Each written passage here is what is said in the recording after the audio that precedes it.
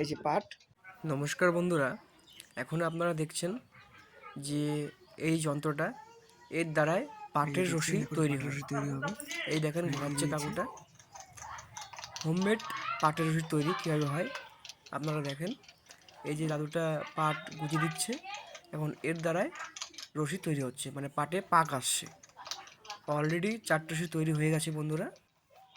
মোটা রশিও তৈরি হয় বন্ধুরা, মানে 6টা চিকন পাটের রশি এই যন্ত্র দিয়ে ঘোরালে মোটা রশি তৈরি হয়।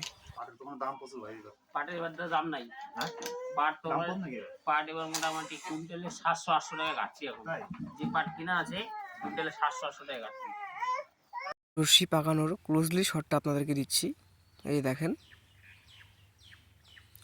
এই যে এখন এই রশি গুজিলো, মানে পাট গুজিলো, এখন রশি তৈরি হচ্ছে। প্রসেসটা সিম্পল হলেও বন্ধুরা খুবই খাটনির কাজ এটা। দেখছেন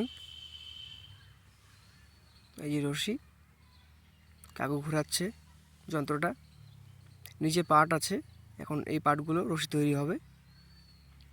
সামনে চলেন,